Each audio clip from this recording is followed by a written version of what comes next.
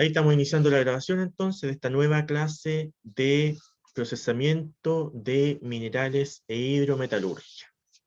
Vamos a hacer un pequeño recordatorio, rápido, 5 minutos solamente, sobre lo que estamos viendo, ¿no es cierto? En la clase anterior dijimos que el primer proceso al cual debe ser sometido justamente los minerales son o es el proceso de chancado. Nosotros miramos en las clases anteriores el proceso de chancado, dijimos en qué consistía, estuvimos resolviendo algunos problemas, ¿no es cierto?, del proceso de chancado, y dijimos que el proceso de chancado junto con la molienda, los dos forman lo que se llama los procesos o el proceso de conminución.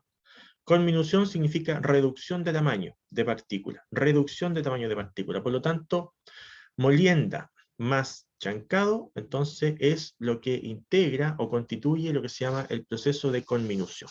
Por eso es que aquí aparece en este título, proceso de conminución, molienda, ¿ok? Porque la primera parte ya la vimos que era chancado, hoy día tenemos que ver molienda. Y hoy día tenemos que ver entonces la parte teórica de molienda, porque en la próxima sesión tenemos que resolver problemas de molienda, determinar entonces las dimensiones de un molino. Para ello, yo quiero que ustedes recuerden bien el diagrama de proceso, el diagrama flujo que nosotros, o con el cual nosotros estamos trabajando. Recuerden siempre, por eso es que siempre yo les voy a estar mostrando este diagrama, recuerden siempre que los sulfuros de cobre tienen un proceso diferente al de los óxidos, ¿ya? Lo único común que tienen ambos es que ambos pasan por el proceso de chancado. Ambos pasan por el mismo equipo, digamos. Pero no se mezclan. No se mezclan los óxidos con los sulfuros y pasan por chancado. No, pasan en etapas diferentes, en días distintos, en horas diferentes, de tal forma que no hay mezcla de óxidos con sulfuro en ese chancador. Ahora, en el caso de los sulfuros de cobre, van a pasar a chancado y de ahí van a pasar molienda, flotación, fundición y refinación electrolítica. Esto que yo he mencionado acá, ruta de los sulfuros, es lo que se llama proceso pirometalúrgico. Pirometalúrgico porque hay fuego involucrado aquí para lograr la separación del sulfuro con el cobre, por eso es que está el proceso de fundición, ¿ya? Aquí hay fuego o energía calórica, a eso me refiero. Y por eso es que se llama pirometalúrgico. Y en el caso de los óxidos, estos son sometidos a otro proceso diferente, muy distinto al proceso de los sulfuros. En el caso de los óxidos, pasan a lo que se llama el proceso hidrometalúrgico. Hidrometalúrgico, agua, ¿no es cierto? Es decir, solución. Por lo tanto, estos componentes oxidados de cobre son concentrados a través de soluciones. Aquí no hay energía calórica de por medio como en el caso pirometalúrgico. Aquí hay concentración del mineral a partir de soluciones. ¿Qué tipo de soluciones? Lo vamos a ver más adelante, porque hay varios tratamientos que hay que aplicar, entre ellos con ácido sulfúrico, de proceso de extracción por solvente, utilización de solvente orgánico, inorgánico y otros más. Entonces, nosotros estamos acá, ¿no es cierto? En el proceso de los sulfuros, vamos a ver molienda, y en otra clase vamos a tener que ver flotación. Después vamos a saltar a los óxidos. Ahora sigamos la ruta de los sulfuros. Ya vimos chancado, hoy día nos toca ver molienda, ¿ya? Entonces, avancemos un poquito con este tema de la molienda, y vemos en qué consiste la molienda, para qué sirve, cómo se desarrolla, qué insumos se utilizan, y qué tipo de equipos se utilizan en la molienda. Ya, algunas cositas las vamos a ir explicando, otras las vamos a ir leyendo, porque hay unos conceptos bien interesantes que yo quiero que ustedes los tengan como apuntes, por eso es que los coloqué acá. Entonces, partamos de los más simples, ¿no es cierto? ¿Qué es este tema de la molienda? ¿En qué consiste? ¿Para qué sirve la molienda? Lo primero que tenemos que tener claro, y ya lo dije y lo repito, es que la molienda forma parte del proceso de conminución, ¿ya? La otra operación que integra el proceso de conminución es el chancado. Entonces, resumen, chancado y molienda forman parte del proceso de conminución de minerales. Y la molienda está diseñada o es una operación unitaria o proceso unitario, para reducir, como dice ahí, el tamaño del material, ¿sí? Al igual que el chancado, también reduce tamaño de mineral. Sigue reduciendo el tamaño del mineral, porque lo que viene como mineral a tratar en la molienda viene del chancado. Acuérdense que del chancado sale un tamaño de partícula de 1,2 a 1,3 centímetros. Entra a la molienda y sale de la molienda con un tamaño de 0,18 milímetros, ¿ya? Entonces, entra 1,3 centímetros, sale 0,18 milímetros en promedio de la molienda. Entonces, hace lo mismo que el chancado, disminuye el tamaño de partículas, pero lo hace un poquito diferente. Su técnica es un poco distinta, ¿ya? Y eso es lo que queremos ver hoy día. ¿Y para qué hace eso?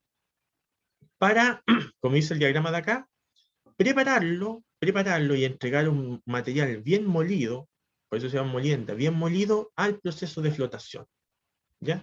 Al proceso de flotación. Entonces, ese es el objetivo de la molienda, seguir reduciendo el tamaño de la partícula hasta alcanzar un tamaño 0,18 milímetros, que es lo óptimo para que sea entregado a la flotación.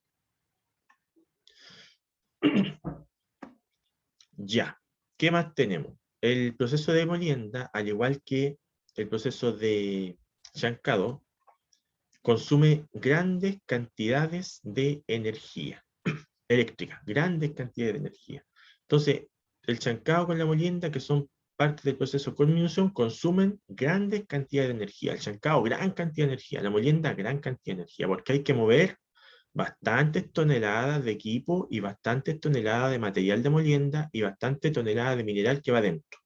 Y además agua. Entonces, requiere una gran potencia el equipo y por lo tanto gran consumo de energía eléctrica. ¿Ya? Esa es otra cosita que hay que destacar. ¿Qué otra cosita antes de ir mirando los diagramas y después les voy a mostrar un video de cómo opera un molino? La molienda resulta entonces de choques y de los impactos de los cuerpos moledores, es decir, bolas o barras, sobre las partículas de mineral, al igual que el roce y la abrasión entre ellas. O sea, aquí yo ya estoy dando algunas luces de cómo se lleva a cabo el proceso de la molienda. La molienda es un cilindro que está rotando, ¿sí? Que está girando, un cilindro que está girando. Y dentro, ¿qué es lo que tiene ese cilindro? Bueno, ese cilindro tiene una entrada y una salida. En la entrada se carga el mineral y en la salida ya sale el mineral molido. Y este cilindro que está girando, ¿sí? ¿Qué lleva dentro? Lleva mineral, lleva una solución líquida, ¿sí? Agua y reactivos químicos dentro, y además lleva otros elementos que ayudan a moler, Y eso se llaman justamente elementos de molienda o cuerpos moledores. Esos cuerpos moledores, esos elementos que lleva adentro y que ayudan a moler, están sueltos adentro y que van chocando con la carcasa del equipo y que van chocando también con el mineral y va de esa forma generando golpes, ¿no es cierto? Va generando roce, va generando choque, va generando impacto y va moliendo. Esos cuerpos moledores, esos elementos que están sueltos dentro y que ayudan a moler, pueden ser de dos tipos. Uno de ellos pueden ser bolas, ¿sí? Que son esferas de acero de distinto tamaño, que están dentro sueltas y que van chocando, ¿no es cierto? Y van moliendo. Y por eso es que el equipo se llama molino de bolas, cuando tiene bolas dentro el equipo, ¿no es cierto? Como elementos moledores.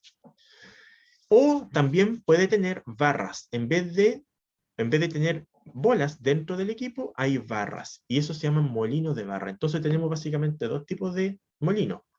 Uno es el molino de bolas, ¿no es cierto? Y otro es el molino de barras. ¿Ok? Por ahora créanme que así nomás, los vamos a ver un poquito más adelante, les voy a mostrar una fotografía, unas imágenes, para que ustedes realmente se convenzan que hay molinos de bolas y molinos de barras, dependiendo de cuáles son los elementos moledores que existan dentro. Ya. La abrasión es preponderante cuando las partículas vienen finas. Bueno, hay un proceso de abrasión ahí, de roce, pero lo importante es ir moliendo hasta que llegue a 0,18 milímetros. Entonces, todo lo que viene del chancado se sigue moliendo justamente en este proceso que se llama molienda. Se continúa reduciendo el tamaño de las partículas hasta alcanzar partículas tan finas que son 0,18 milímetros o 180 micrones, que es lo mismo. ¿ya? 180 micrones o 0,18 milímetros. 0,18 milímetros es pequeñito, ¿no es cierto? 1 milímetro es pequeñito, 1 milímetro. 0,18 milímetros, pequeñito, una cantidad muy fina. Y se espera que con ese tamaño muy fino se libere el mineral que me interesa a mí, que en este caso es el cobre. Ya con partículas finas, yo espero que solamente vaya quedando cobre disponible. Igual que a cobre contaminado con algo de material inerte o de ganga, pero ya queda un poco más suelto, más liberado del material que no me interesa. Pero va todo junto, pero va liberado. Ya, ok. Entonces, hay equipos convencionales como el molino de bola y el molino de barras, y también hay otros que son un poquito más avanzados, que es el molino SAC o molino semi-autógeno. Después vamos a explicar en qué consiste ese molino semi-autógeno. Entonces, en la molienda, a diferencia del chancado, acuérdense que el chancado es seco, no hay agua ahí, no hay solución, pero en la molienda sí, en la molienda hay una solución que se agrega. ¿Sí? Se agrega agua, se agrega insumos químicos para llevar a cabo el proceso de molienda. Entonces, en esta etapa, que es la molienda, al mineral mineralizado se le agrega agua en cantidades suficientes para formar un fluido lechoso y los reactivos necesarios para realizar el proceso siguiente, que es la flotación. O sea, en la molienda, entonces, ingresa el mineral, se agrega una solución que lleva reactivos químicos. ¿Qué es lo que hacen esos reactivos químicos? Esos reactivos químicos lo que hacen es ir solubilizando el cobre en la molienda, para que ya en la molienda vaya el cobre entonces siendo soluble en la solución, y después en la etapa siguiente, que es la flotación, sea más fácil recuperarlo. Eso es, ¿ya? Es como solubilizarlo antes, empezar el proceso de solubilización antes, para que cuando llegue a flotación ya no sea tan difícil que el cobre se solubilice, ¿ok? Entonces, se ayuda a ese proceso antes. ¿Cuándo? Durante la molienda. Por eso es que acá se agregan insumos químicos para ayudar, entonces, a que el cobre se vaya solubilizando en la solución y después se pueda flotar más fácilmente en la operación que viene después, que se llama justamente flotación de minerales. Entonces, ya vamos conociendo qué es lo que se hace en la molienda. La molienda entonces es un cilindro que va rotando, tiene una entrada por donde entra mineral y sale por donde sale mineral, ¿no es cierto?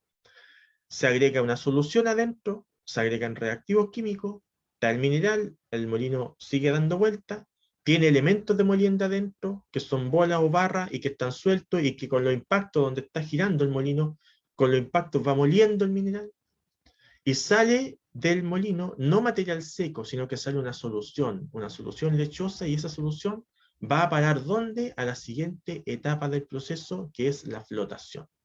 La flotación. Y esto se lleva a cabo solamente para sulfuros de cobre. Los óxidos, no, los óxidos van a otra ruta, acuérdense, a otra ruta que tenemos que ver. Pero la otra ruta es por lixiviación, pero esta es para óxido, perdón, para sulfuros de cobre que van a procesos de molienda y flotación. ¿Ya?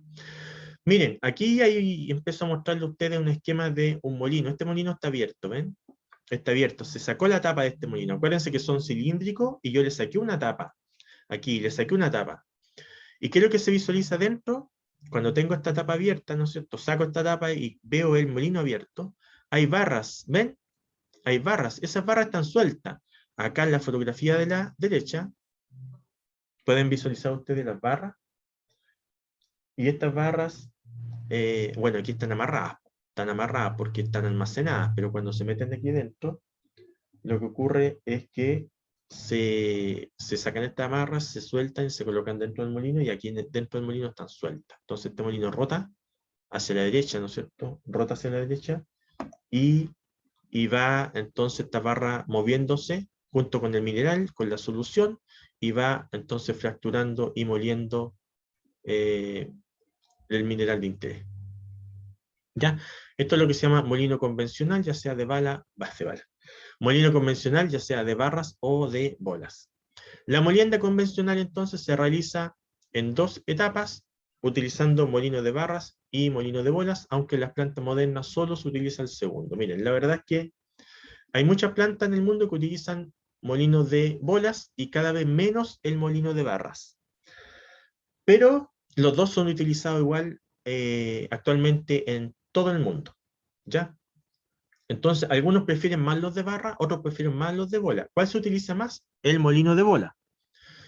Pero el de barra significa que es más caro o menos eficiente. No.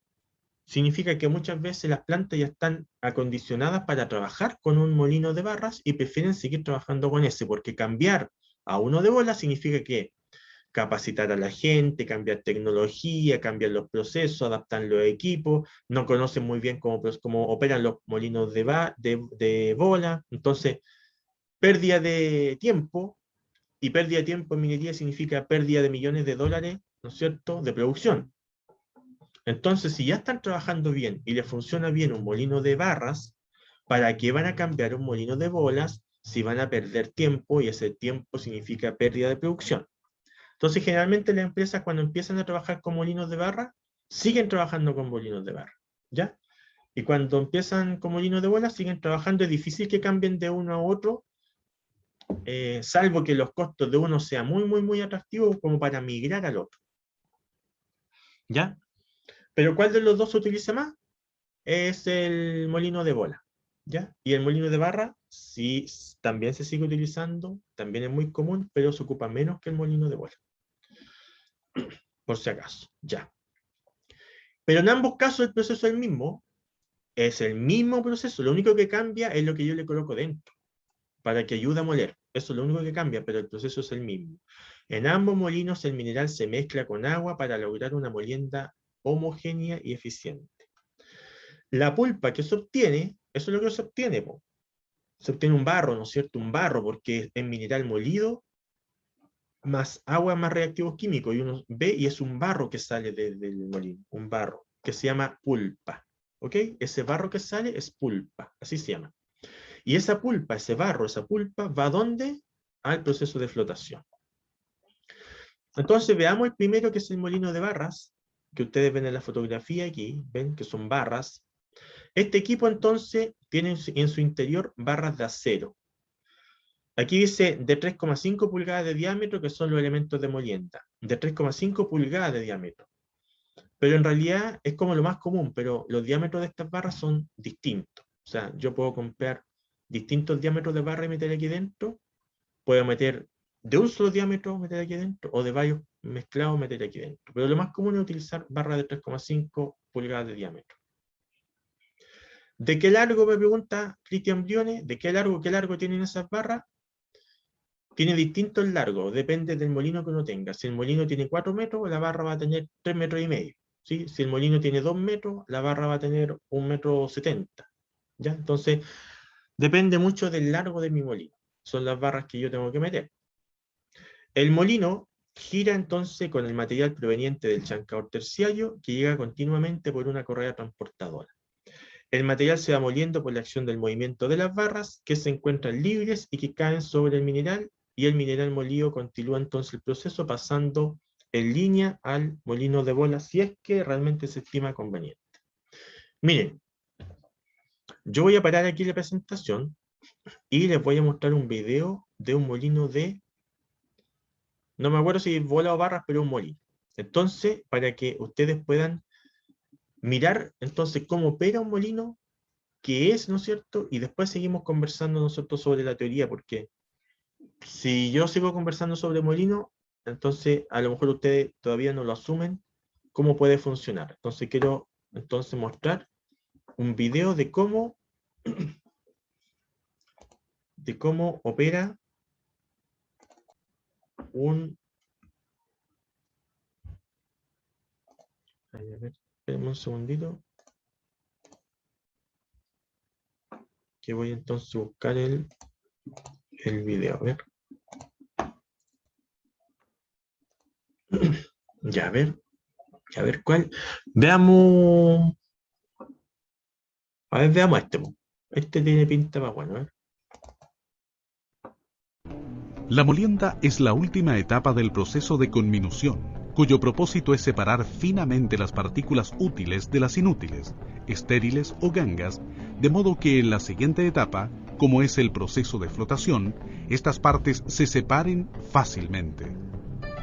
La reducción de tamaño ocurre por la combinación de los mecanismos de impacto y cizalle, generando productos cuyos tamaños oscilan entre 10 a 300 micrones. Por medio de la molienda se logra alcanzar el grado de liberación de las partículas minerales útiles contenidas en las rocas que conforman la mena, a través de la reducción de tamaño. El grado de liberación alcanzado en la molienda se asocia con el tamaño o perfil granulométrico óptimo necesario para obtener resultados económicamente rentables en el proceso de flotación. Es decir, la molienda influye directamente en la recuperación metálica del proceso de flotación, alcanzando el mayor consumo energético de una planta concentradora. La aplicación de la molienda húmeda, como la realizada en la división tanto en la planta SAG como en los molinos de la planta de molienda de Colón, tiene sus ventajas relativas en cuanto a no produce polvo, lo que favorece las condiciones ambientales de trabajo; más eficiente, lo que se traduce en un menor consumo de energía con respecto a la molienda seca, ahorro que significa un 30 a un 50% de energía; permite un contacto más íntimo con los reactivos de flotación; facilita el transporte de los productos. El equipo más usado para realizar la molienda es el molino rotatorio. Este se compone de un tambor cilíndrico que gira alrededor de su eje longitudinal y que contiene una carga de cuerpos sueltos de molienda conocidos como medios moledores. Los molinos rotatorios se especifican por su diámetro y largo, existiendo en la división los tipos: convencional barras, convencional bolas, autógeno, pero en rigor para la división semiautógeno. Esta clasificación está realizada de acuerdo a los medios moledores, siendo así que los molinos de barras usan barras para producir el quebrantamiento de las partículas. El molino de bola usa bolas para tal efecto, y los molinos autógenos utilizan el mismo mineral, pero el de mayor tamaño para producir el quiebre. En la división no se usan molinos 100% autógenos, sino semiautógenos, que incluyen una pequeña porción de elementos moledores como bolas de gran tamaño. Como conclusión, debe tenerse presente que para un mismo tipo de mineral, un producto de molienda más grueso tenderá a producir repercusiones metalúrgicas menores en la fase siguiente de flotación, y un producto más fino tenderá a producir una mayor recuperación. Esto se traduce en una disminución o aumento del beneficio económico.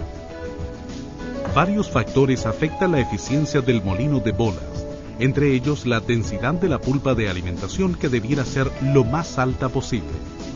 Una pulpa demasiado diluida aumenta el contacto metal con metal, aumentando el consumo de acero, el consumo de potencia y disminuyendo por tanto su eficiencia. El rango de operación normal de los molinos de bolas es entre 65 a 80% de sólidos en peso. La eficiencia de la molienda depende también del área superficial del medio de molienda. Luego, las bolas debieran ser de un tamaño tal que las bolas más grandes sean justo las suficientes para moler las partículas más grandes y duras, puesto que tienen menor área superficial. Por tanto, se habla de una carga balanceada de bolas que contiene un rango amplio de tamaños.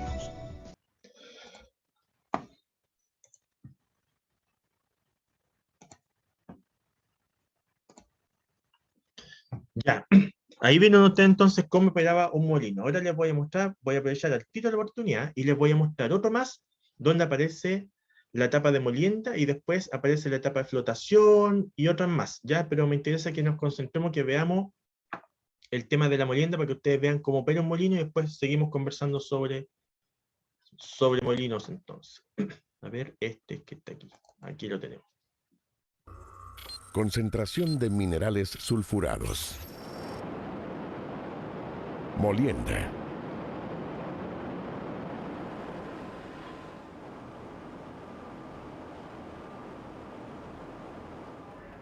Al interior de grandes molinos cilíndricos de movimientos giratorios y con la ayuda de grandes bolas de acero, se tritura el material hasta alcanzar una dimensión de 0,18 milímetros.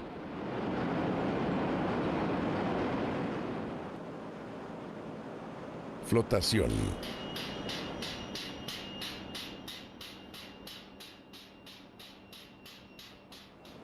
Al mineral de cobre sulfurado se le agrega agua y reactivos, que son selectivos para el cobre.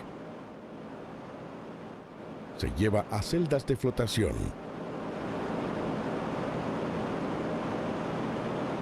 donde se genera espuma cuyas burbujas arrastran a la superficie el mineral de cobre, dejando la ganga o estéril. El producto de este proceso es el concentrado de cobre que se lleva a las fundiciones, tanto en Chile como en el extranjero.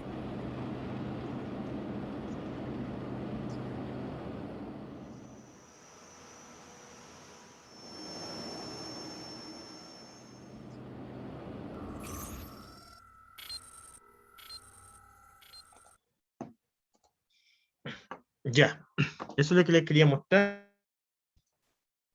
para que ustedes pudieran ya tener una idea de cómo es el proceso de flotación y pudieran ustedes ya imaginarse lo que nosotros hemos conversado hasta ahora.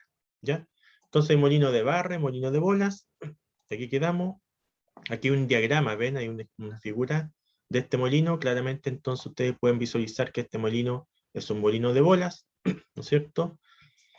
Y en este caso tiene ciertas dimensiones, pero no es la única dimensión que tiene, o sea, los molinos son como no sé, como la ropa, pues tiene distintas tallas, ¿no es cierto? Distintas dimensiones, distintos tamaños. Lo mismo ocurre con los molinos. Hay molinos pequeñitos y otros molinos más grandes. ¿De qué depende? De la capacidad de producción. Si ustedes producen poquito, necesitan molinos pequeños. Si necesitan, o si van a producir grandes cantidades de mineral, necesitan molinos más grandes. Pero en general los molinos están entre 16 y 24 pies, ¿no es cierto? Y dentro de todo este espacio está ocupado en un 35%, ¿no es cierto?, por elementos de molienda, en este caso por bolas de acero. ¿De qué diámetro son esas bolas de acero? Las más utilizadas son de 3,5 pulgadas, pero hay de distintos tamaños. Tengan claro ustedes que hay de distintos tamaños, igual que el molino hay de distintos tamaños, ¿no es cierto? Molinos más largos, más chicos, más anchos, más angostos, depende del fabricante y la configuración. Yo tengo que comprar un molino grande si voy a producir grandes cantidades de mineral, pero si no voy a producir grandes cantidades, entonces compro molinos más chicos. En el caso de las bolas que están dentro, ¿no es cierto?, que son los elementos de molienda, hay de distintos tamaños también. La más común es de 3,5, o sea, como lo más tradicional, pero hay distintos tamaños. Hay más grandes y más pequeñas también, incluso dentro se pueden hacer o echar una mezcla de elementos de molienda de distinto tamaño. ¿Qué más tenemos? Las bolas de acero que tiene el molino caen sobre las rocas cuando el molino gira, reduciendo aún más el tamaño del mineral. Esa es la idea, ir moliendo. Las caras internas del molino son revestimientos renovables que pueden o deben soportar impacto, ser resistentes a la abrasión y promover el movimiento más favorable de la carga. Entonces, en toda esta carcasa que ustedes ven, tiene que ser muy poderosa, ¿no es cierto? Muy, muy resistente para soportar varias toneladas de agua que hay dentro, varias toneladas de estas bolas o de barras que hay dentro, y varias toneladas de mineral. Entonces son muchas toneladas las que hay que mover. Más encima aquí se va generando un impacto entre el material completo y la carcasa, por lo tanto esta carcasa del equipo tiene que ser bastante firme para que no se vaya a fracturar, no se vaya a desgastar tan prontamente. ¿De qué material está construida esta carcasa para que aguante todo ese esfuerzo que se va a generar? Generalmente es de acero al manganeso o de acero al cromo molibdeno, ¿ya? Esas dos configuraciones son las más utilizadas en el mundo para fabricar justamente molinos de alto impacto. Acero manganeso o acero cromo molibdeno, ¿ya? ¿Qué más tenemos?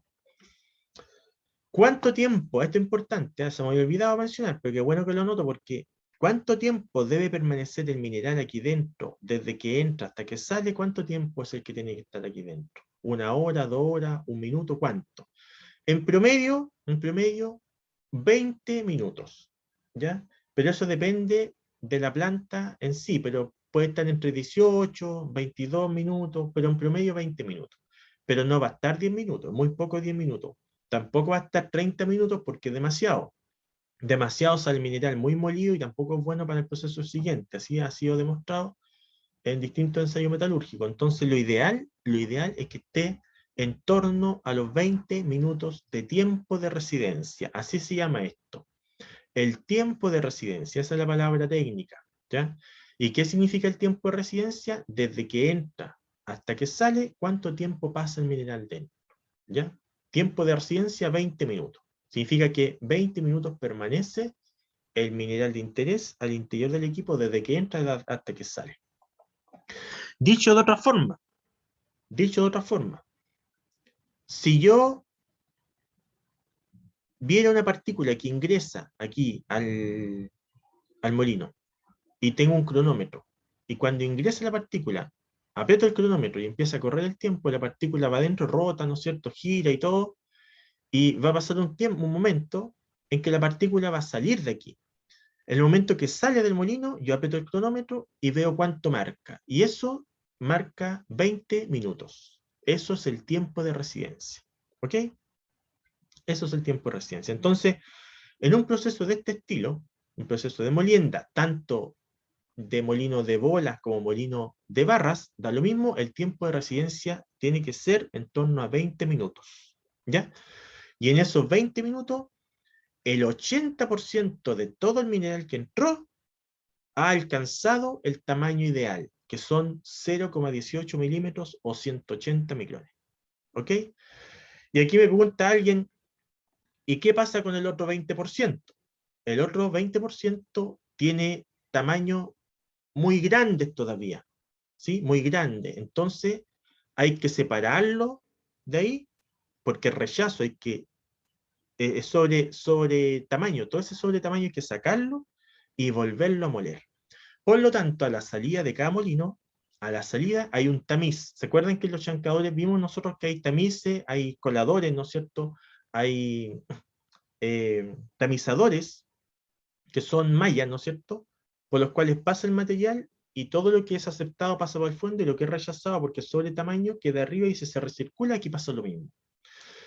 Toda esta pulpa es vaciada a un colador, ¿no es cierto?, que se llama tamiz. El que tiene tamaño de partícula adecuado pasa a la flotación, pero todo lo que queda aquí arriba como tamaño de partícula muy grande que no fue molido, ese 20% de mineral que no fue molido, yo lo tengo que sacar de aquí y lo retiro y lo recirculo al molino para que vuelva a ser molido. ¿Ok? Así se opera. Entonces, como ya hemos dicho, el objetivo de la molienda es reducir el tamaño del material al tamaño óptimo para ser entregado con un buen tamaño al siguiente proceso que se llama flotación. ¿Ya? ¿Cuál es ese tamaño óptimo? Ya lo hemos dicho, 0,18 milímetros. ¿Ya? Aquí tenemos un molino, dos molinos abiertos. El de la izquierda, donde está este caballero aquí, este es un molino SAG. De ahí les voy a contar en qué consiste este molino SAG, pero ya les puedo anticipar que se caracteriza por ser angostito, es decir, el largo es pequeñito, ¿no es cierto? De largo es pequeñito, pero es muy alto, o sea, el diámetro es muy grande, entonces muy alto para el ancho que tiene. Ustedes lo pueden ver aquí, ¿ven? Lo pueden ver aquí. Entonces, este debe tener de largo 3 metros, 4 metros, ya póngale 4 metros, pero de alto puede tener 10, 12 metros. Entonces puede tener 12 metros de alto y 3 metros de ancho, ¿no es cierto? Entonces, muy alto y muy angostito, entonces, ese es un típico molino SAG o molino semiautógeno. Después les voy a explicar por qué se hacen así eso. Y el que tenemos a la derecha es un molino convencional. Convencional, en este caso, es molino de bolas convencional, está abierto, ¿ven? Entonces tiene un diámetro que es pequeño, 2 metros, 3 metros, y el largo puede tener 5, 6 o 7 metros. Entonces, el largo es mucho más grande, mucho más que el diámetro que tiene. En el SAG, al contrario, el largo es pequeñito y el diámetro es muy gigante, entonces hace que sea muy alto. Después les voy a explicar por qué. Entonces, esta operación se lleva a cabo en un solo equipo. Por ejemplo, en un solo equipo yo compro un solo equipo, entro, estoy 20 minutos y sale. No, se utilizan varios molinos en realidad, varios molinos. Entonces, como la cantidad de material que viene del chancao es muy grande, ¿sí? Es mucho el flujo que viene, yo no lo puedo pasar por un solo molino porque el molino tiene una capacidad. Por ejemplo, puede producir no sé, por colocar una cifra redonda, 10 toneladas al día. Una cantidad pequeñita, pero es para efectos del ejemplo, ¿no? 10 toneladas al día me produce un equipo, pero a lo mejor yo necesito producir 50 toneladas, po, pero el equipo me produce una. Entonces, ¿qué tengo que hacer? Comprar otro equipo. Con otro equipo me produce 20 toneladas, con otro equipo 30 toneladas. Entonces, con 5 equipos, ¿no es cierto?, en paralelo, produzco las 50 toneladas, más 2 o 3 molinos que tengo que tener en caso de emergencia, si es que falla alguno, ¿no es cierto? Por eso es que utilizo varios molinos, pero no es que pase de uno a otro y a otro y a otro y a otro, sino que el flujo total se divide en todos los molinos, de tal forma que cada uno opera a su máxima capacidad y entonces podamos estar produciendo las cantidades que se requieren. Por eso se llama circuitos de molienda. Circuitos de molienda. ¿Ven? Aquí tenemos 3 molinos. En la fotografía, pues hay más, pero aquí esta fotografía muestra solamente 3 molinos. ¿Ya? Ya. Oye, estamos en la hora entonces. Vamos a recreo y continuamos mirando entonces el molino de Barras. ¿Qué hora es? Son las 10:43. Entonces, a las 11:05 volvemos, ¿ya? Volvemos a las 11:05 horas. Ahí está, 20 minutos de recreo. Ya, nos vemos a la vuelta entonces, para que veamos el molino de Barras.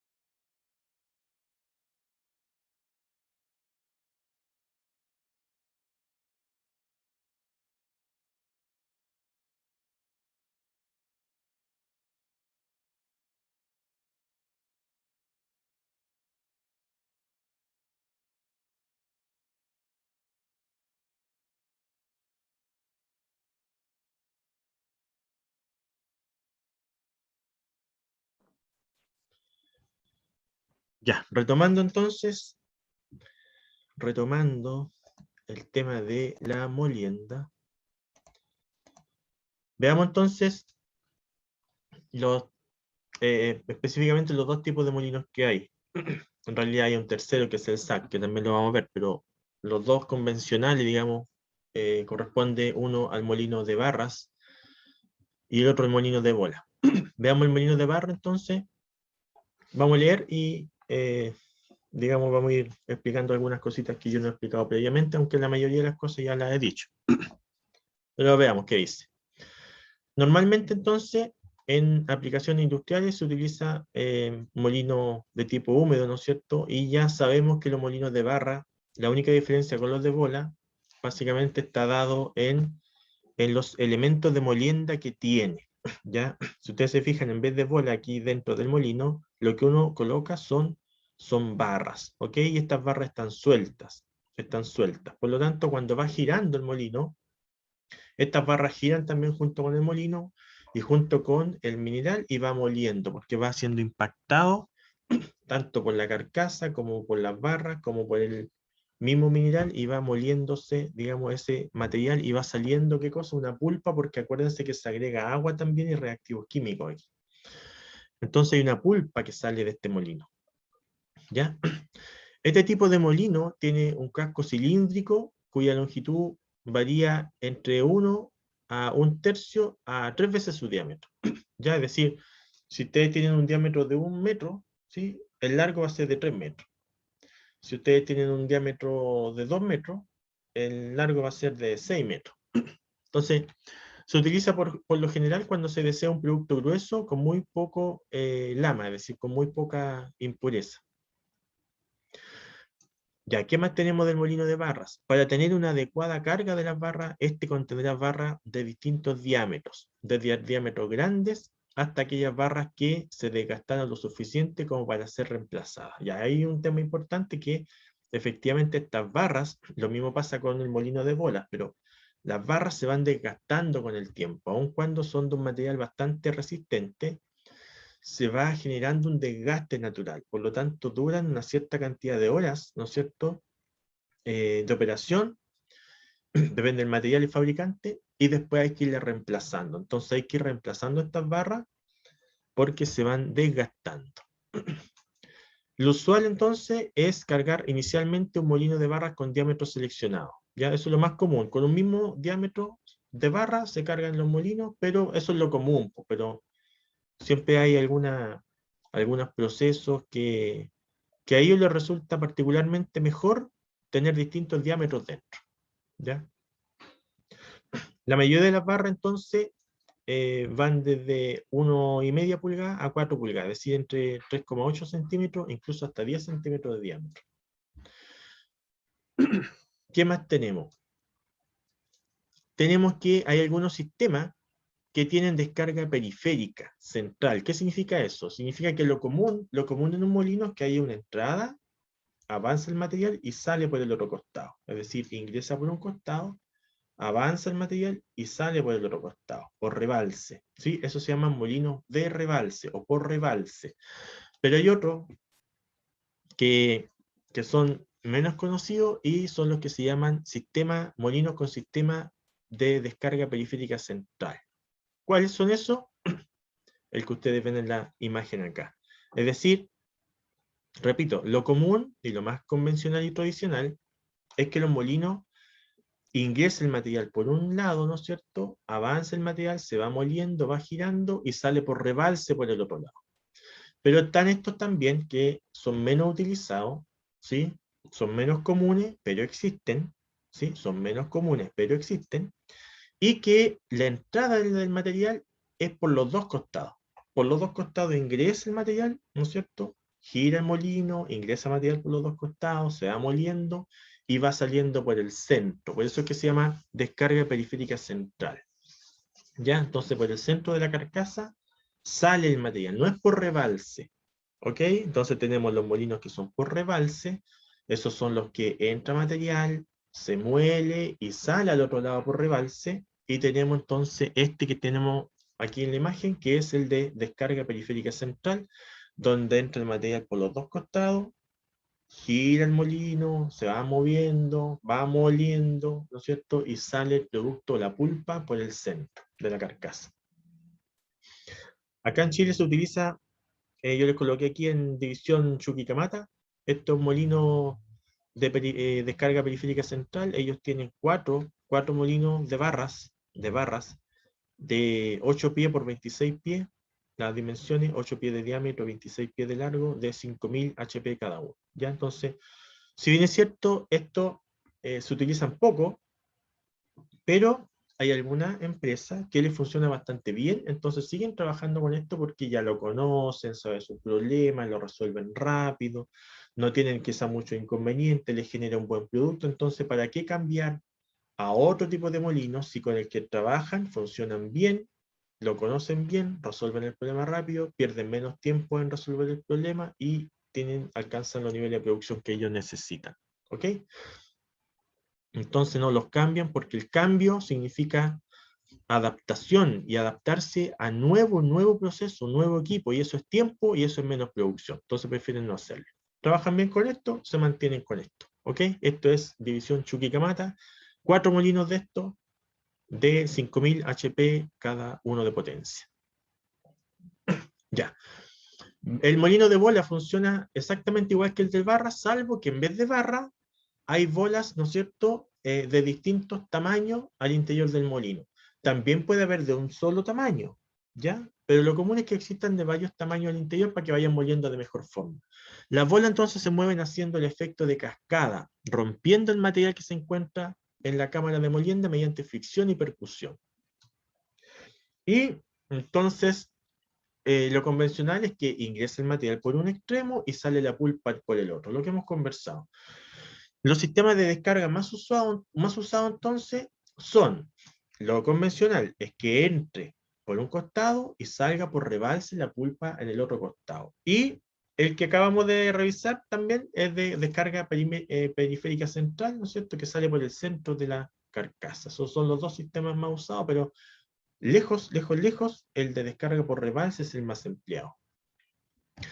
Entonces, los molinos pueden desarrollar o emplear distintas potencias. Los más chiquititos, 75 HP, y ya molinos más grandes, más robustos, para mayor producción, 18.000 HP. ¿De qué depende? De cuánto ustedes vayan a producir. Pues si ustedes van a producir cantidades pequeñitas, no necesitan un molino gigantesco de tanto HP, ¿no es cierto? Van a necesitar uno chiquitito de 75 HP. Pero si ustedes están trabajando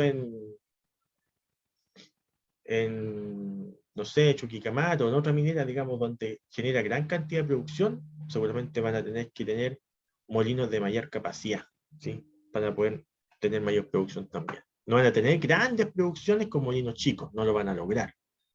Y tampoco les conviene tener un molino gigantesco para una producción pequeñita, ¿no? Pues hay que tener el equipo necesario para lo que ustedes están produciendo, ¿ok? Ya, ¿qué más tenemos aquí? Aquí tenemos imágenes, algunas fotografías. Por ejemplo, este Mineratec, ¿no es cierto? Este es un molino de rebalse. ¿Ven? Aquí ustedes lo pueden visualizar, el molino. ¿Qué es lo que tiene dentro de este molino? Ya sabemos. Ya sabemos que hay dentro. Sabemos que tiene una entrada y una salida. ¿Qué entra? Entra mineral que viene del chancao. ¿Qué más agrego? Agua y reactivos químicos. ¿Y qué sale por rebalse? Sale una pulpa, ¿no es cierto? Material molido con solución y con reactivo, eso es una pulpa. ¿Y qué hay dentro? Ya sabemos que está el mineral, hay agua, reactivo y hay elementos de molienda, que pueden ser bolas, ¿no es cierto? O pueden ser barras. En este caso no sabemos qué hay dentro, si son bolas o barras, porque no lo podemos visualizar, pero sí obligatoriamente hay elementos de molienda. Sí hay barra o hay bola. No sabemos cuál de los dos hay, pero sí hay uno de los dos. Eso es lo que podemos nosotros visualizar acá, ¿ven? Aquí tenemos el interior de un molino. ¿Ven? Aquí tenemos entonces todos los elementos de molienda al interior. Aquí todavía no se agrega agua y todavía no se agrega reactivo químico y todavía no se agrega mineral. Solamente está el espacio vacío al interior del molino con los elementos de molienda, que en este caso no son barras, sino que son bolas de acero. ¿Ven? Aquí están las bolas de acero. Estas son de un diámetro homogéneo, ¿ven? Es decir, el mismo diámetro para todas ellas se agregó dentro de este molino. Interior de un molino de bola. ¿Ya? Ya. Entonces tenemos molinos de barra, molinos de bolas. Es lo que se llama molinos convencionales. Y después tenemos una mejora en el rubro de los molinos, que es una innovación en el tema de los procesos con minución. Innovación, entre comillas, porque ya el molino SAC lleva como 20, 25 años funcionando, pero dentro de lo que es la vida útil de la minería es una innovación, que son los molinos SAC, o también denominados, por eso se llama SAC, porque son molinos semiautógenos, ¿ya? Semiautógenos. Entonces, el molino SAC o la molienda semiautógena recibe mineral directamente del chancado primario. Esa es la innovación que hay, porque en la molina, el molino convencional, ya sea de bola o barra, el material que viene para entrar a los molinos viene del chancado terciario. Entonces pasa por el chancado primario, secundario, terciario, y la salida del terciario pasa al molino de bola o pasa al molino de barra. En el caso del molino SAC, no es así, porque viene directamente del chancado primario, ¿sí? No del terciario, como en la molienda convencional, con tamaños iguales o menores a 8 pulgadas, es decir, puede aguantar que ustedes entren con rocas de 15 o 20 centímetros directamente al molino SAC, lo que no pueden hacer con el molino de bola o de barra, ¿ok? Entonces, esa es una innovación dentro del molino, de los molinos, y en el caso del molino SAC puede hacer eso, recibir directamente del chancador primario, rocas grandes, 15, 20 centímetros. ¿Por qué puede hacer eso? Ya les voy a explicar. Porque el proceso de molienda que tiene este molino SAC es más eficiente que lo anterior. ¿Y qué hace que sea más eficiente? Bueno, ya se lo voy a mencionar. Este material entonces, que es de gran diámetro, ¿no es cierto?, 15, 20 centímetros, que ingresan al molino SAC, es reducido entonces gracias a la acción del mismo material mineralizado presente en las partículas de variados tamaños, ¿sí? Y por la acción de numerosas bolas de acero de 5 pulgadas de diámetro que ocupan entre el 10 y 15% de la capacidad del molino. En español, ¿qué significa esto? En español, ¿qué significa? Significa que un molino convencional de bola o barra ocupa un 30% del molino. Hay que llenarlo con un 30% del volumen, ¿ya? O está lleno con barra o bola en un 30%. En un molino SAC solamente está lleno entre un 10 y un 15%, o sea, menos. ¿También ocupa bolas de acero? Sí. ¿Ocupa barras? No. Los SAC no ocupan barras, solamente ocupan bolas de acero. Pero el SAC, ¿qué es lo que hace? Que el diámetro es muy gigantesco en comparación al largo. Entonces el diámetro es muy grande, muy alto el molino. Entonces cuando va girando, el material cae desde una altura 10, 12 metros hasta el fondo del molino. Por lo tanto, hace que la fractura sea mucho más eficiente. La fractura se da por el mismo mineral. ¿Ok? En cambio, cuando yo tengo un molino convencional, también se genera una cascada, ¿sí? También se genera una catarata, ¿sí? Pero de 2 metros nomás, de 2 metros. Porque ese es el diámetro de los molinos chicos. Entonces, los convencionales son de 2 metros y se genera una cascada de 2 metros. Entonces, el material cae de 2 metros al fondo y se genera fractura, sí. Pero cuando yo hago que esto ingrese a un molino SAC, donde levanto el material porque está girando el molino, donde yo levanto el material a 10 metros o 12 metros, que es el diámetro, y desde ahí cae, entonces estas rocas de 15 a 20 centímetros impactan en el fondo abajo, se genera la fractura, digamos, y por lo tanto hace que sea más eficiente el proceso de molienda. Por eso es que yo puedo entrar directamente con material que viene del chancado primario, a un molino SAC, ¿ok? La instalación de la molienda SAC constituye una innovación reciente en algunas plantas. Los molinos SAC se conocen hace 20, 25 años, pero hay muchas plantas que todavía no lo incorporan, ¿ya? Y hay otras que recién lo están incorporando. ¿Por qué? Hay distintos motivos. Ya les expliqué a algunos que algunas plantas prefieren seguir trabajando con lo que conocen. Ya no tienen tiempo para estar cambiando a nueva tecnología, porque eso implica tiempo, disminución de costo de producción, pérdida de plata. Entonces, prefieren seguir trabajando con lo que hay. Y hay otras que dicen, no, ¿sabes qué? Yo voy a colocar un SAC porque estoy convencido de que a futuro me va a generar mayores ganancias.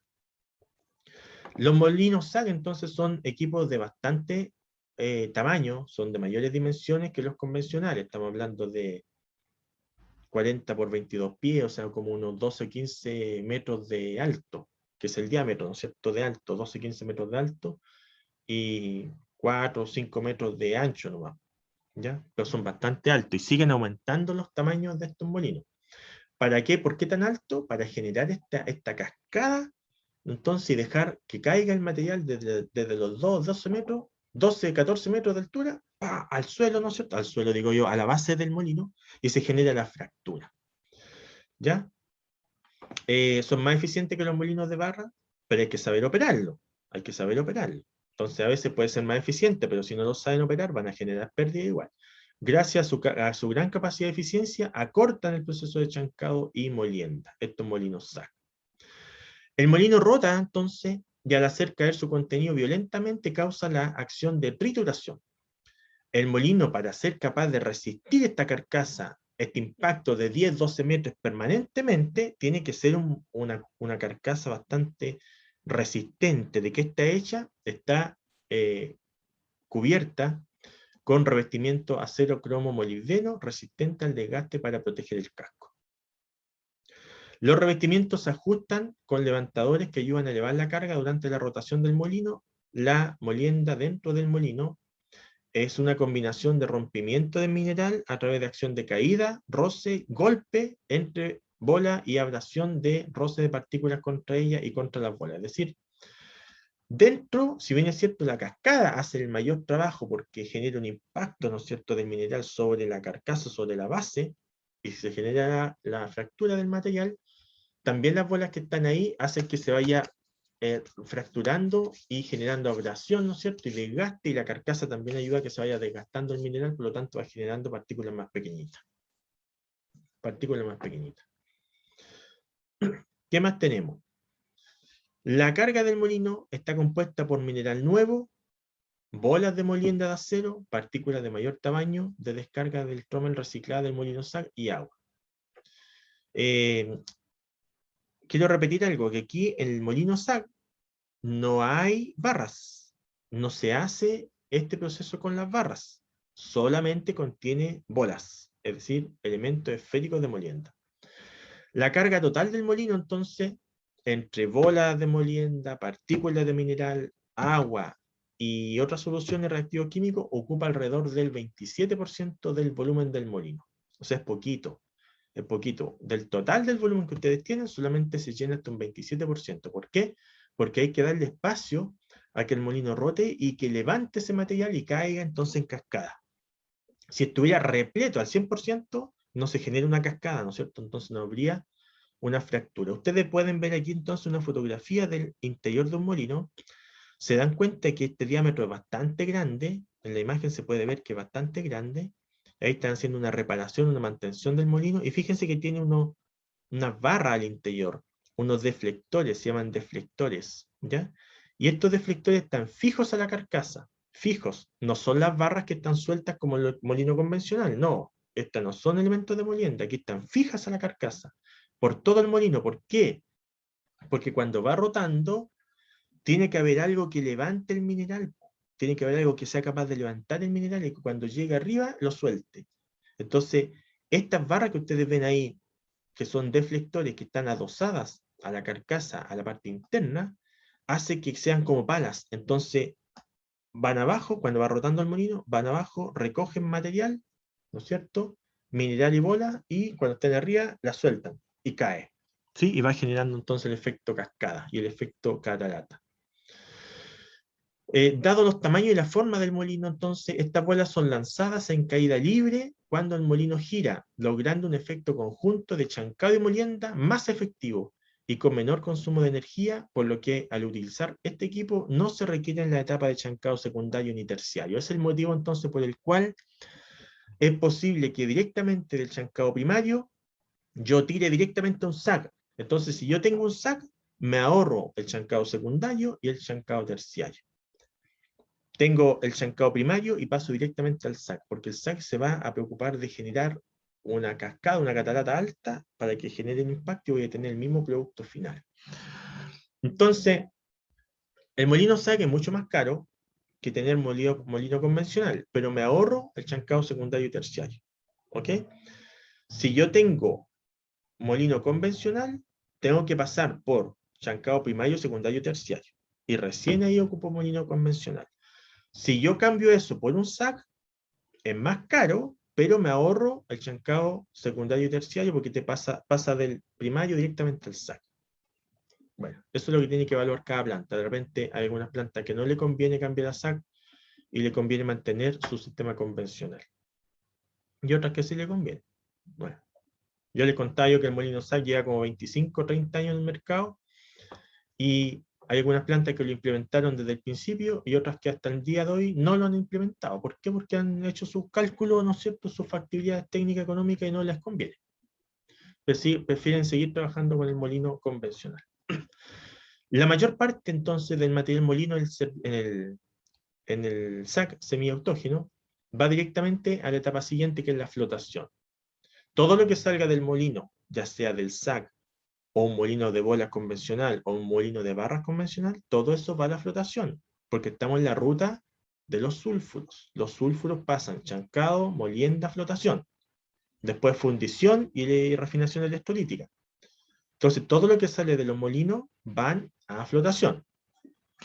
¿Y cuál es el tamaño de partícula que sale de un molino? No importa de qué molino, si es un SAC, un molino de bola, un molino de barra, no importa. ¿Cuál es el tamaño de partícula que tiene que ser capaz de entregar el molino, cualquiera sea? 0,18 milímetros. Esa es la cantidad, porque eso es lo óptimo para ir a flotar en el proceso siguiente. ¿Ya?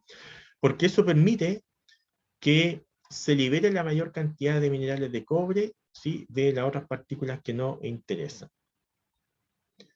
Ya, ¿qué más tenemos? Hasta los años 80 los molinos SAC eran pequeñitos, ¿ya? En la actualidad llegan a 42 pies, incluso creciendo. Estamos hablando de diámetros de 12-15 metros, ¿ya? Incluso creciendo. Entonces, por ejemplo, si ustedes tienen un molino SAC y aún así quieren tener 2 o 3 molinos de bola, este conjunto molino SAC con 2 o 3 molinos de bola puede sustituir a 30 o incluso 40 molinos pequeños, ¿ya? Pero ese es el trabajo que hay que hacer, pues, en cada empresa, pues. Si conviene o no conviene reemplazar el molino SAC por los convencionales que tienen. A veces conviene, a veces no. Por eso es que hay empresas que no la han cambiado, porque no les conviene económicamente ni técnicamente. Mucho tiempo, plata, dinero, preparación de mano de obra, ¿no es cierto?, y de operación, que al final es mucho costo, y dicen, no, si estamos logrando los mismos objetivos a un precio razonable con los molinos que tenemos, ¿para qué vamos a ir a arriesgarnos a cambiar por otro molino que capaz que no sepamos cómo se opera, o vamos a tener problemas por un año y va a bajar la producción, vamos a tener drama? No, sigamos mejor con lo que tenemos. Las potencias de los SAC incluso han llegado hasta los 26.000 HP, ¿ya? Hasta los 26.000, o sea, es bastante la energía que consume molino SAC, ¿sí? Es bastante la energía, pero tienen que ver si les conviene o no gastar esa energía versus lo que gastan con los molinos convencionales. Ya.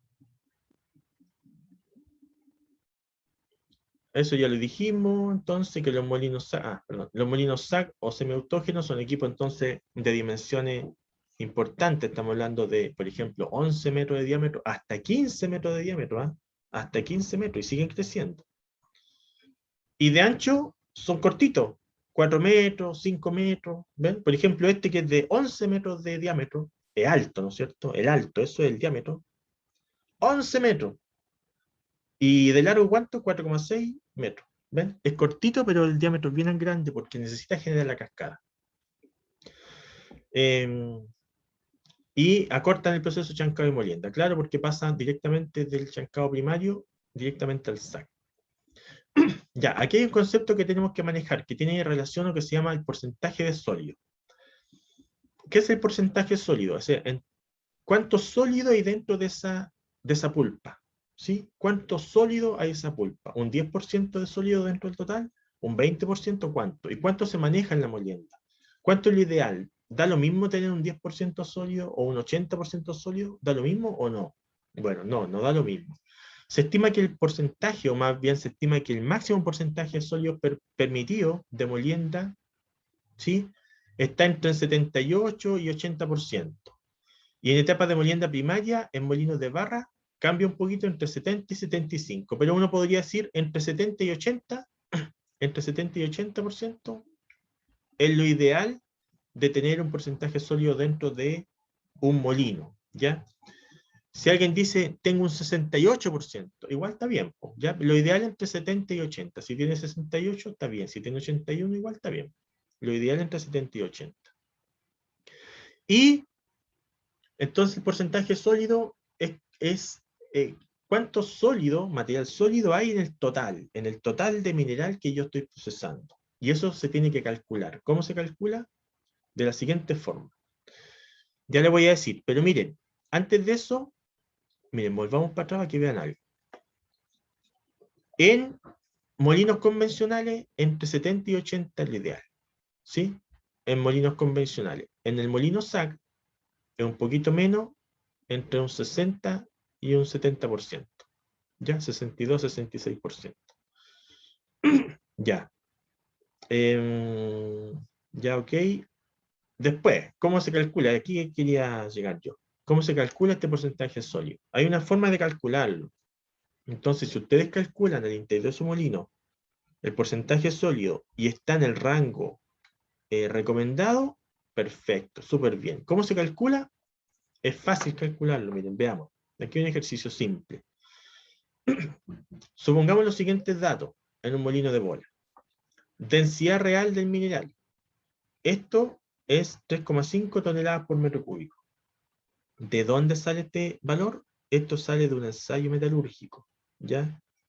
El laboratorio de metalurgia es capaz de hacer entregarle, digamos, cuál es la densidad real del mineral. De hecho, lo hace permanentemente para calcular, para que ustedes puedan calcular el porcentaje de sólido.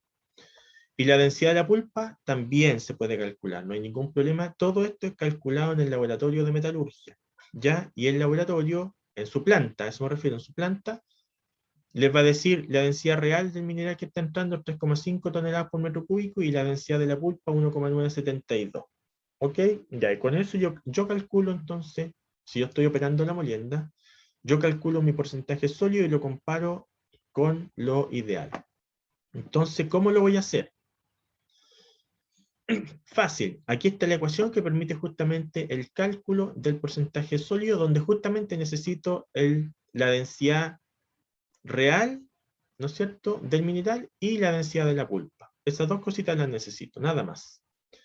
Porcentaje sólido va a ser densidad, ¿no es cierto?, del mineral, el que está aquí puesto como DS, densidad del mineral o densidad del sólido, o del mineral, como quieran, densidad de la pulpa, y el resto son puros constantes, 1, 100, ¿no es cierto?, para allá porcentaje, ya. Con eso están ok.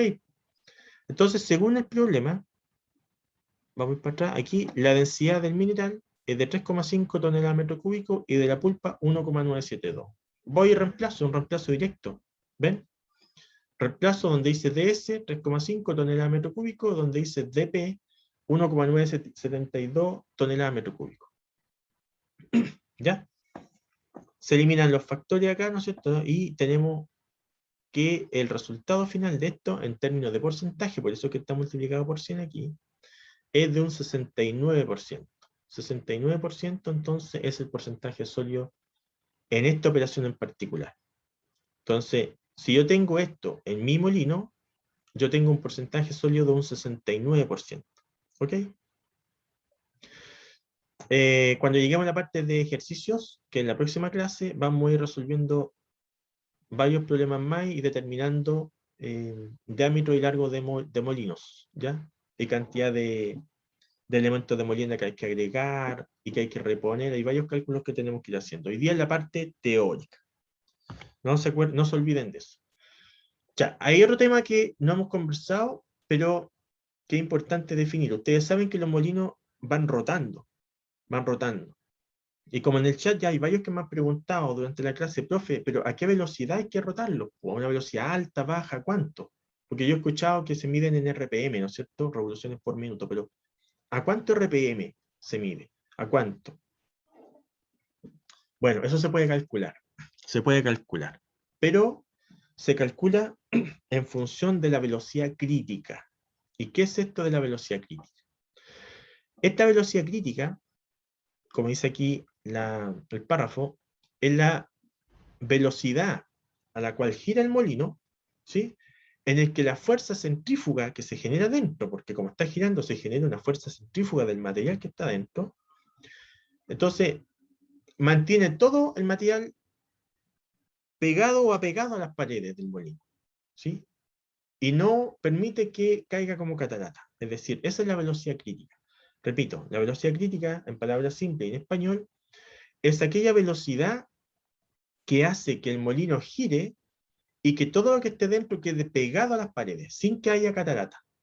¿Sí? Es una fuerza centrífuga. Eso es lo que ocurre. Esa es la velocidad crítica, a la cual todo lo que está dentro, ¿no es cierto?, queda pegado a las paredes del molino.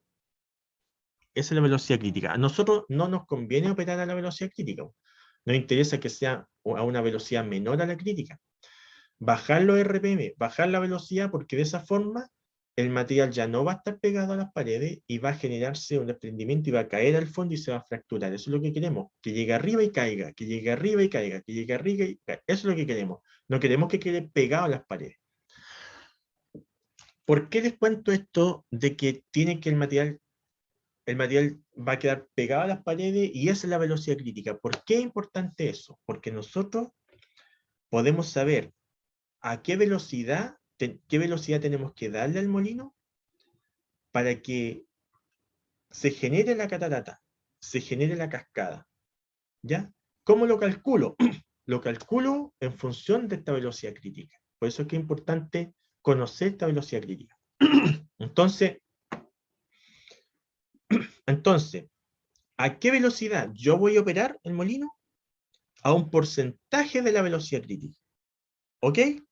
A un porcentaje de la velocidad crítica. ¿A qué porcentaje? Cualquier porcentaje que esté entre un 68 y un 77% de la velocidad crítica. Si su velocidad crítica es de 100, RPM, por ejemplo, es de 100, ¿a qué velocidad van a operar ustedes su molino? A 68 RPM. O alguien lo puede operar a 77 RPM. Ok, cualquier valor que esté entre 68 y 77 está correcto. ¿Pero de qué? De la velocidad crítica. Si su velocidad crítica es de 100, ustedes tienen que operar a un 68% de eso, que sería 68 RPM. Pero la velocidad crítica no es 100. ¿Cuánto es la velocidad crítica entonces de un molino? Depende de las características del molino, depende del diámetro principalmente. Entonces, ¿cómo se calcula? Porque si yo calculo la velocidad crítica y sé, después la multiplico por 68% y esa es la velocidad a la cual yo voy a rotar mi molino. Ahí es donde está la clave, velocidad crítica. Veamos cómo se calcula. Entonces, yo aquí lo calculé por un ejemplo bien concreto. ¿Cuál es la velocidad crítica, por ejemplo, de un molino SAC? Puede ser cualquier molino, de un molino SAC de 30 pies de diámetro. Así se calcula la velocidad crítica, ¿ya? De cualquier molino. La velocidad crítica va a ser igual a 76,6 dividido por la raíz del diámetro en pies, ¿ok? En pies. Entonces, si usted coloca el diámetro en pies, entonces va a tener el resultado en RPM, revoluciones por minuto. Entonces, ¿cuál es la velocidad crítica de un molino de 30 pies de diámetro? Sería 76,6 dividido por la raíz de 30, ¿ok? Si ustedes hacen esa división, les da algo así como 14 RPM. 14 RPM. 14 revoluciones por minuto. ¿Significa que a esa velocidad yo lo tengo que hacer rotar? No. No, porque esta es la velocidad crítica. A esta velocidad, si ustedes lo hacen rotar a 14 RPM, todo el material queda adherido a las paredes y no hay cascada. Entonces, ¿a qué velocidad yo tengo que operar mi molino? A un porcentaje de esta velocidad crítica. ¿Sí? Por ejemplo, aquí dice, ¿cuál es la velocidad de rotación entonces de mi molino? Si consideramos que lo quiero operar a un 77% de la velocidad crítica, sería 77% de 14, ¿no es cierto? O 14 por 0,77, ¿sí o no? Entonces sería la velocidad de rotación de mi molino, la velocidad a la cual yo realmente voy a estar trabajando con mi molino para que se genere la cascada, va a ser la velocidad crítica por un porcentaje, o un porcentaje de la velocidad crítica. ¿Tengo la velocidad crítica? Sí, porque la calculé, 14 RPM. Ya. ¿Qué porcentaje de eso es lo que yo tengo que utilizar para hacer girar mi molino? Está dado, pues miren, me voy para atrás, está dado. Dice, utilice cualquier valor entre 68 y 77% de la velocidad crítica. ¿Ven? Cualquiera de estos que ustedes consideren 68 hasta 77 está correcto. Aquí se empleó el máximo. Po. Ah, perdón, ahí. Entonces se empleó el máximo. ¿Cuál es la velocidad máxima entonces a la cual yo puedo girar mi molino? Sería la velocidad crítica por un 77%, o 0,77. 10,8 RPM. ¿Sí? A 10 RPM, ya redondeando. Hay que redondear para abajo, aquí hay que redondear para abajo, no para arriba. Porque si redondeo para arriba, estoy girando más rápido, me va a generar el efecto centrífugo y va a quedar mucho material pegado a las paredes. No, me conviene rotar a menor cantidad. Debe ser esto uno de los pocos casos que conozco yo que uno redondea para abajo. ¿Eh? ¿Me siguen? 10,8 dice uno, 11. No, no es 11, es 9, o 8, o 10, o 7. ¿Sí? Depende, pero para abajo, para abajo, para abajo. En este caso le conviene dejarlo en 10, como máximo. Como máximo. Y si alguien es más conservador y dice, a ver, profe, sabe que le puso 77%, es mucho, de repente me da miedo hacerlo rotar a tan alta velocidad, ¿por qué no consideramos el valor inferior mejor y nos vamos a la segura? Puede ser, pues 68%, a ver, calculémonos para 68%, sería, entonces, los 14 por 0,68. Si alguien es más convencional, multiplica por 0,68, entonces estaría rotando a 9,5. 9,5, ¿sí? 9,5 RPM. Listo. Y si alguien es más osado, bueno, rota a 10,8 RPM. Si quiere redondear, redondee para 10, no para 11. ¿Ok? Está fácil, ¿no es cierto? Ahora sí, pues ahora está fácil, pero si yo lo hubiera dicho antes a ustedes o a cualquiera, calcúleme la velocidad crítica de un molino SAC. Y no solamente eso, sino que dígame, ¿a cuánto hay que rotar este molino? Una pregunta simple, ¿a cuánto hay que rotar este molino? Porque hay que rotarlo, ¿a cuánto hay que rotarlo? ¿A cuánto RPM? La mayoría van a decir, no sé. Ustedes ahora saben. ¿Y cuánto en 5 minutos ya aprendieron? Fácil. Pero como son temas muy específicos de esta especialidad, ¿no es cierto? Eso es lo que hace, entonces, que solamente algunos sepan y otros no. En este caso ya yo he compartido mi conocimiento con ustedes, ahora ustedes también saben. ¿Ven? Pero antes de esto, no sabían. Ya hay un delta de conocimiento que es importante. Ya, a ver otra cosita, a ver. Se puede decir entonces que a medida que un molino de bola rota en torno a su eje, se producirá el siguiente fenómeno. Si el molino está rotando a baja velocidad, solamente hay un deslizamiento del material que está dentro, produciéndose molienda solamente por fricción. ¿Ok? A velocidad media, si yo aumento la velocidad, además de la fricción, se produce un impacto por una cascada que se empieza a generar. Y si yo sigo rotando, más a mayor RPM, entonces se produce fricción e impacto por catarata. Entonces tenemos tres situaciones. Aquí lo tenemos. Ah, no, perdón. Aquí. Tenemos entonces que a baja rotación, solamente el material se desliza, no alcanza a levantarse hasta arriba, se desliza nomás al interior, se desliza. ¿Hay molienda? Sí, pero solamente por fricción. Si yo aumento un poquito la velocidad, lo que ocurre es que, además de la fricción, hay una cascada que se va generando. Una cascada, ¿sí? Entonces, a mitad del molino cae como una cascada. Hay fricción e impacto. Pero si yo aumento un poquito más la velocidad, hay fricción y además hay una catarata, es decir, llega a lo más alto del molino y cae como una catarata. Eso es lo que yo tengo que lograr. Una catarata, ojalá. Ya. Y alguien dice, profe, ¿qué pasará si yo meto mucho material o muy poco material dentro del molino? ¿Afectarán algo? Claro que afecta. Veamos si yo agrego mucho material. Acá, la última imagen del lado derecho. Fíjense cuando el molino está sobrecargado. Lo que ocurre es que hay una distancia en que se genera la catarata que es muy pequeñita, po. Entonces la molienda es muy mala, ¿ven?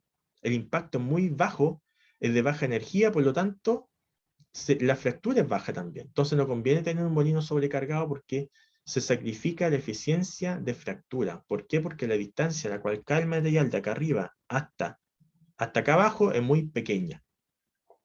¿Sí? Y por otro lado dicen entonces, me conviene tenerlo con poquita carga, como la imagen del centro, con poquita carga. Cuando ustedes le agregan poquita carga, también es malo. Todos los extremos son malos. Aquí también. Cuando le agregan poquita carga, lo que ocurre es que se genera efectivamente una catarata, ¿no es cierto? Se genera efectivamente una mayor distancia, ¿no es cierto?, entre arriba y la zona de impacto, pero el problema está que el impacto, el punto de impacto, se está generando en la carcasa del equipo, y eso va a generar problemas en el equipo. Desestabilización, desgaste, fractura, y va a haber que reemplazar ese equipo. Entonces eso tampoco es conveniente. El impacto no se debe generar en la carcasa, se debe generar en el mismo mineral. Y eso se logra con una carga óptima. Es decir, yo lleno un poquito más este subcargado, lo lleno un poquito más, de tal forma que el punto de impacto sea ahora en el mineral que está abajo, y no en la carcasa. ¿Ven? Entonces, esto es lo que tenemos que cautelar siempre, que el impacto no sea en la carcasa, como aquí en el centro, porque va a dañar la carcasa, sino que sea o lo reciba el mineral. Eso mejora la fractura, ¿no es cierto? Porque mejora la molienda acá, mejora la vida útil del equipo y no genera daño en la carcasa. Entonces, todas estas zonas son las que podemos identificar o movimientos dentro de un molino cuando está rotando. Tenemos una zona de abrasión, ¿no es cierto? Aquí, que hay un deslizamiento de material, también hay molienda, pero a través de abrasión. Después, al levantar este material y va rotando, tenemos un efecto de cascada, ¿no es cierto? Inicial aquí, un efecto de cascada inicial, que también muele, ¿eh? También muele. Y después tenemos por sobre ese efecto de cascada un efecto de catarata, ¿sí? Un efecto de catarata, que también muele. ¿Ya? Tenemos también la zona, el punto de impacto que está acá abajo, que tiene que ser mineral, en el mineral, no en la carcasa, ya sabemos. Tenemos entonces una zona muerta aquí, toda esta zona es una zona muerta, es decir, ahí no hay ningún fenómeno que vaya a aportar a la molienda. ¿Ven? Es una zona muerta. Y tenemos una zona que se llama zona vacía, ¿sí? Que es esta zona que ustedes ven acá, entre la zona de cascada y la zona de catarata, hay una zona que es una zona vacía. Esto es como lo teórico, lo que uno debiera visualizar en un molino. Si es que lo tiene abierto, funcionando, visualizaría esta etapa. ¿Ven? Ya. Cuando el molino tiene exceso de elementos de molienda, se disminuye la capacidad molino, ya que ésta se ocupa en el espacio que corresponde a la carga.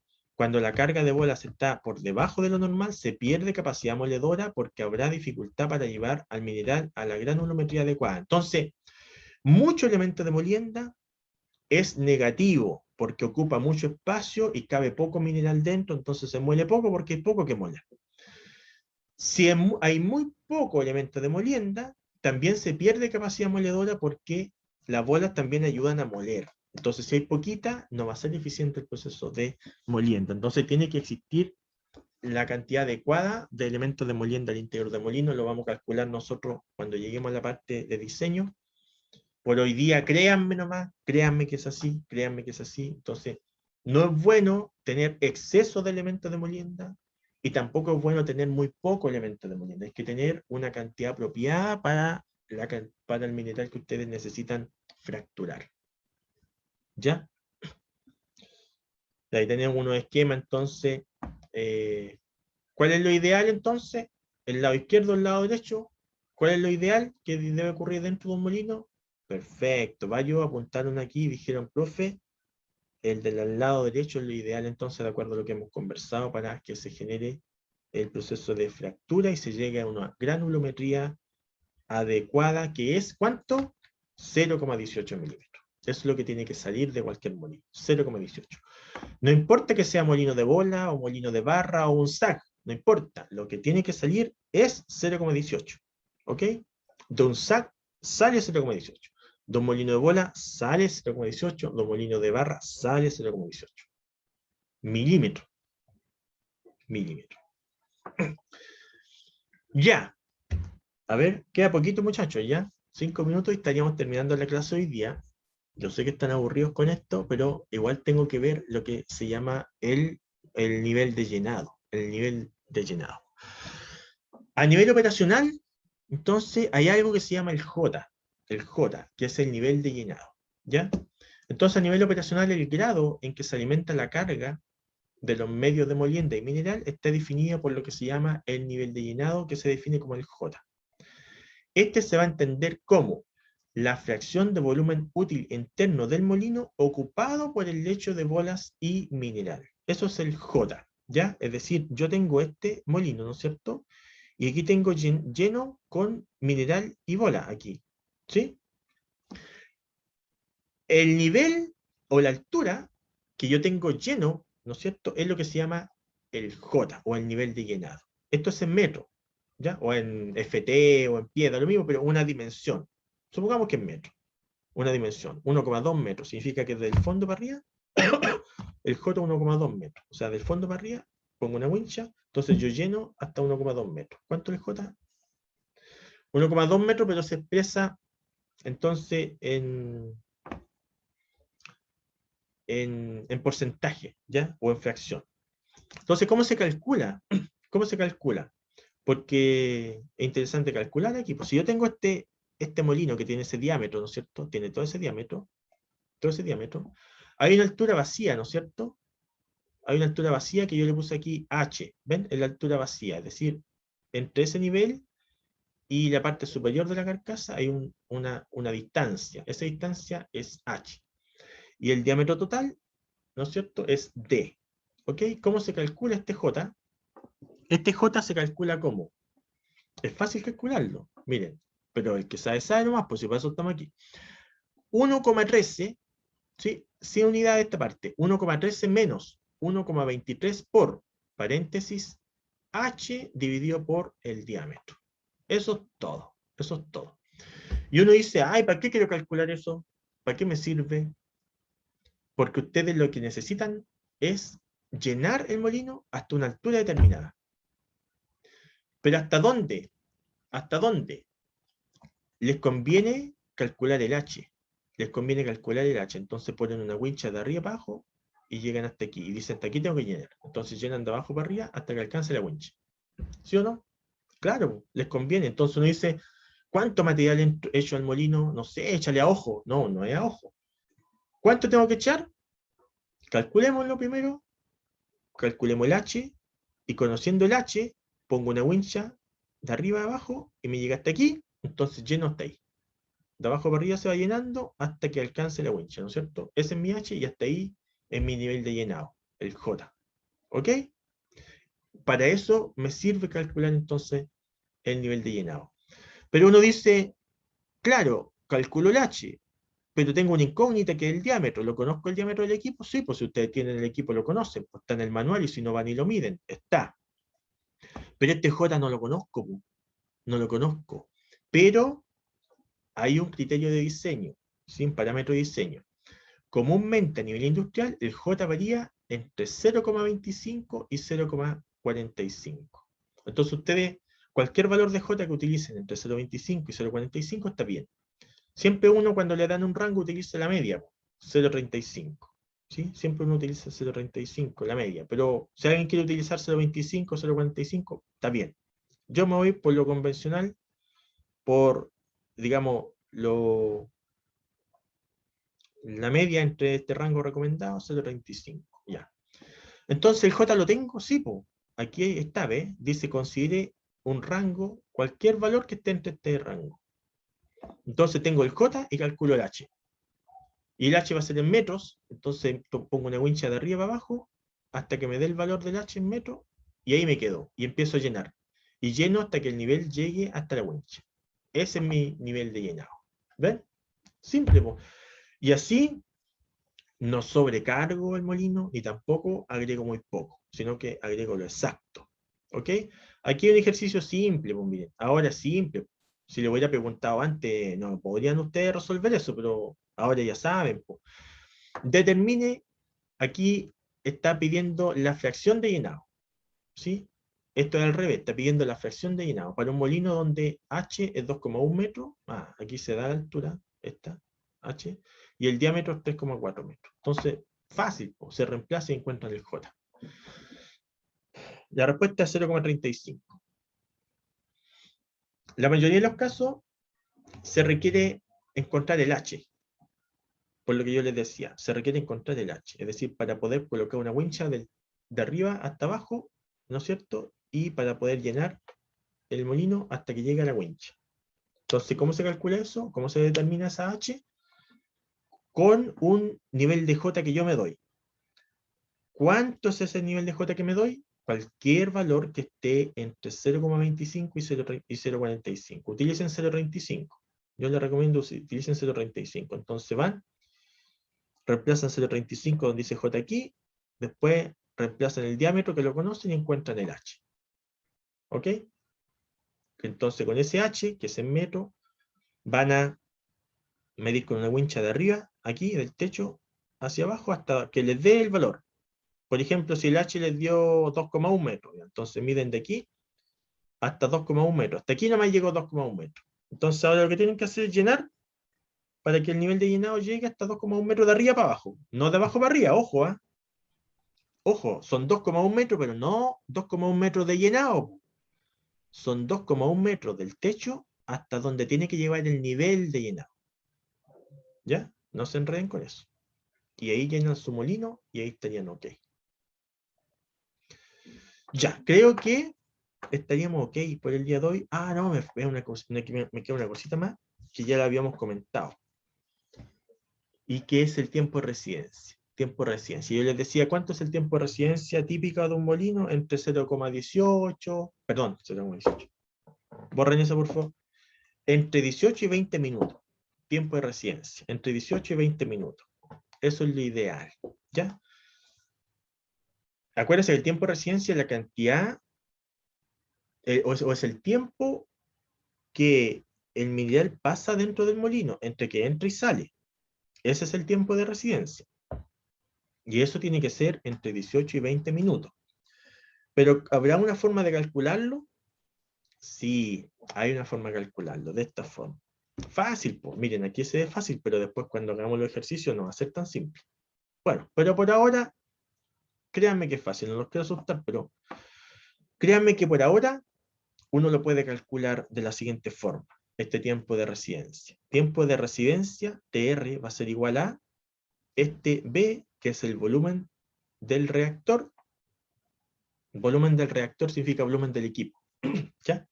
Volumen del equipo dividido por el flujo volumétrico de alimentación, o sea, el caudal de alimentación.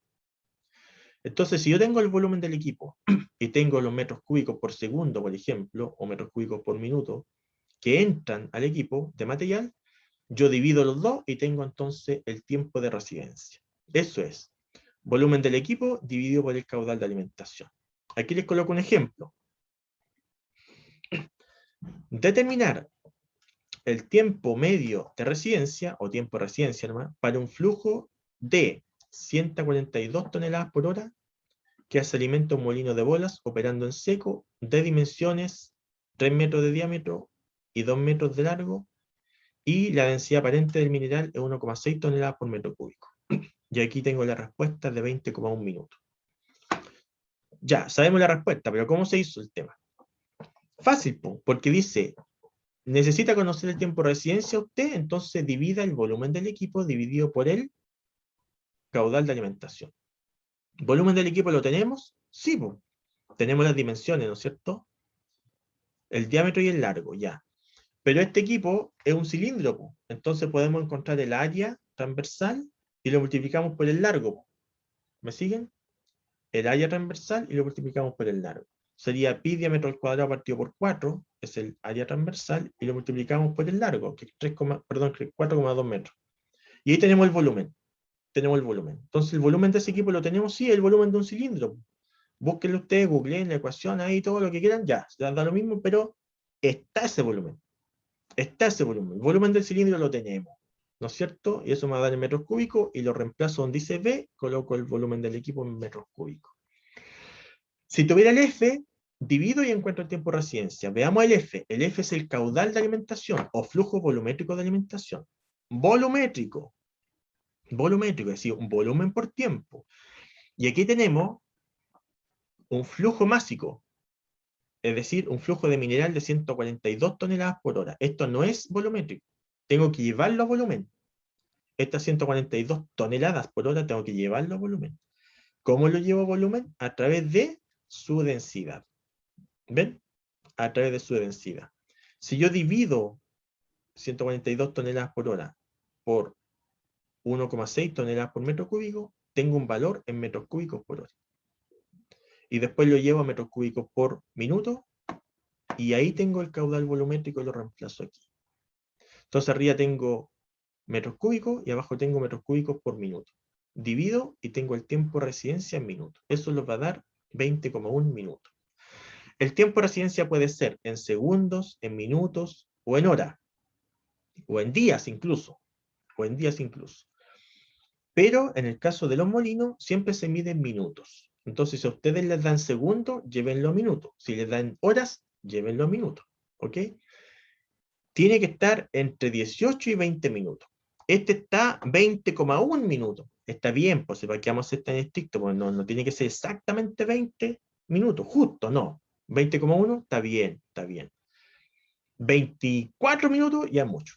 24 minutos es mucho. 21 minutos es igual aceptable, ¿ya? Pero 24 no, es muy grande.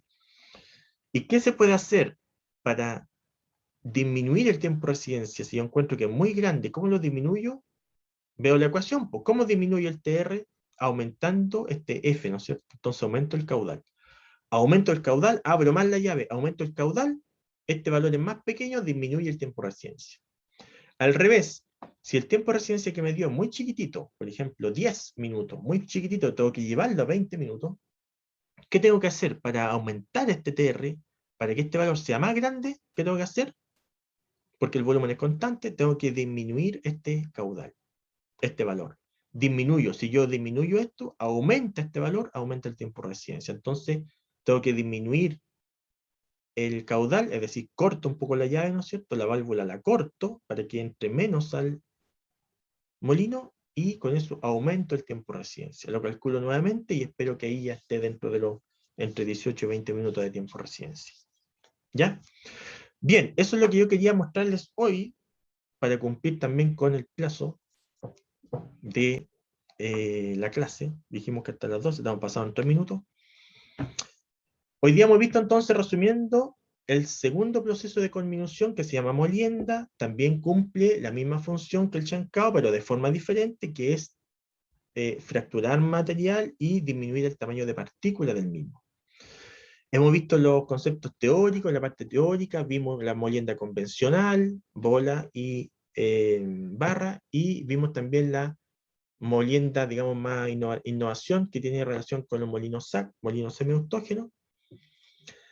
Lo que nos quedaría la próxima semana entonces sería resolver problemas de diseño justamente de molino, determinar los diámetros, determinar los largos de un molino, la potencia y otras cuestiones más que es necesario.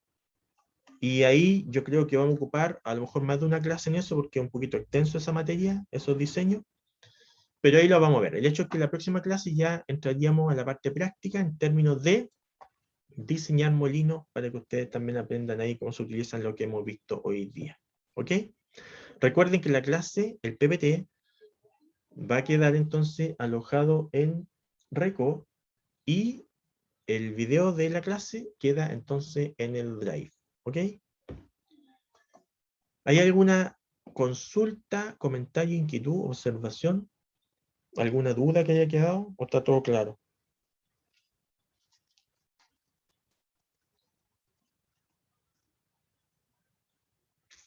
Bueno, está todo claro, parece. Si hubiera alguna duda o consulta, después cuando ustedes vean esto con más calma, me la pueden hacer, me escriben, yo respondo todo, así que no hay problema con eso. Ya revisen la clase si es que quieren, y bajen el PPT, que va a estar disponible, como les dije, Enrico, y nos veríamos la próxima semana a las 10 de la mañana. Yo le envío antes el link, y si no se los envío, porque capaz que se me olvide, uno nunca sabe, si en algún momento se me olvida, recuerden que son los mismos links de acceso a las clases anteriores. Van a buscar uno, pinchan y acceden a la clase, ¿ya? Ya, que tengan entonces un buen día y nos veremos la próxima clase. Que estén bien. Chao, profesor. Gracias. Chao, chao. Chao, profe.